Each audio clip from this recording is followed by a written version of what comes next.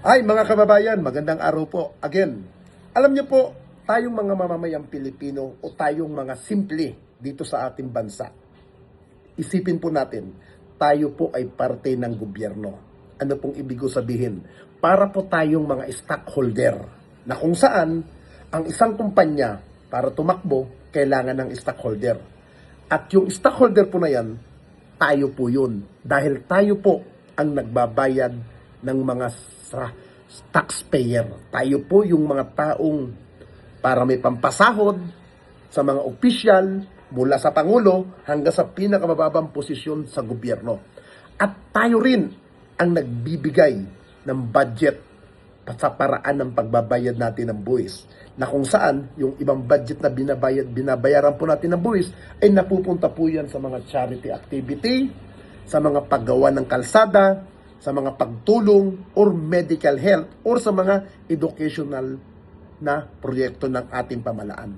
Kaya karapatan natin malaman kung saan ba napupunta. At itong kagaya na kinasasangkutan ni Vice President Sara Duterte ng allegation ay paglustay ng kaban ng bayan, karapatan po natin na malaman saan niya ba dinala. Totoo ba ang allegation na to o hindi? O may halong pamumulitika? Kung may halong pamumulitika ito, malalaman at malalaman natin ang katotohanan sa paraan na gagawin na impeachment. Dahil doon, bawat latag ng mga ebidensya, bawat latag ng mga kontrektong kasagutan ay malalaman natin kung nagsasabi ba ng totoo ang ating Vice President. Kaya, nararapat lamang na harapin niya ang usapin ng impeachment na to nang malaman natin kung may katotohanan ba o wala. Dahil kung wala ka namang ginagawang masama, ika nga, walang dahilan para ikaw ay mangamba at ikay matakot dahil lalabas at lalabas ang katotohanan sa paraan ng pagdepensa mo ng naaayon sa batas. Mga kababayan, dapat niyong malaman to. 6 sa bawat 10 Pilipino, pabor sa impeachment trial.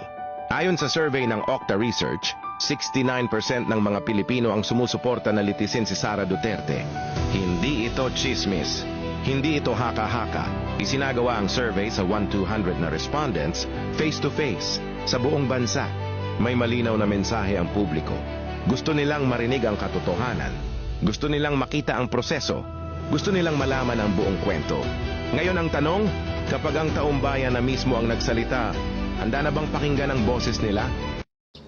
Sa gitna ng umiinit na usaping politikal sa bansa, isang mahalagang datos ang inilabas ng Okta Research na tila sumasalamin sa lumalakas na sentimento ng publiko ayon sa kanilang survey.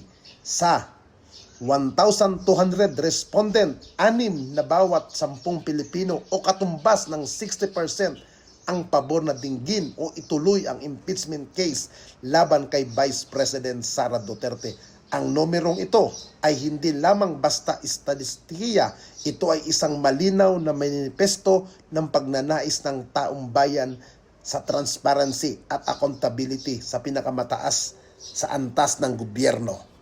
Sa isang demokratikong bansa, ang pundasyon ng tiwala ng publiko ay ang katotohanan. Ang mahalaga para sa mga Pilipino na marinig ang buong kwento at maripika ang bawat facts, datos at salaysay ng mga witness. Sa isang formal na paglilitis, ang impeachment ay hindi lamang isang legal na proseso para sa pagpapatalsik. Ito ay isang manifesto upang mailatag ang mga ebidensya sa harap ng bayan. May karapatan ang bawat mamamayan na malaman kung may basihan ba ang mga aligasyon o kung ito ay bahagi lamang ng politikal na ingay. Dapat natin tandaan na ang bawat Pilipino ay stockholder sa pamahalaan. Tayo ang nagbabayad ng buwis na nagpapatakbo sa mga proyekto ng gobyerno at tayo rin ang nagpapasweldo sa mga opisyal na nakaupo kabilang ang Vice Presidente dahil dito may formal na legal na obligasyon ang mga pinuno na maging tapat sa kanilang tungkulin. Karapatan natin malaman kung tayo ba ay niloloko, nilalamangan o mas masahol pa ay ninanakawan ng mga taong pinagkakatiwalaan natin. Maglilingkod ang bawat sentimo ng kaban ng bayan ay dapat mapunta sa serbisyo, hindi sa questionableng paggugol. Bilang konsolasyon, ang hamon ay nasa kampo ni VP Sara Duterte. Kung wala siyang itinatago at malinis ang kanyang konsensya, nararapat lamang na harapin niya ang proseso ng impeachment ng buong tapang at katapatan. Ang pagsagot sa mga akusasyon ay hindi lamang pagtatanggol sa sarili, kundi paggalang sa boses ng taong bayan. Sa huli, sa isang tunay na demokrasya, ang boses ng mamamayan, ang paghahari ng katotohanan ang dapat laging manaig.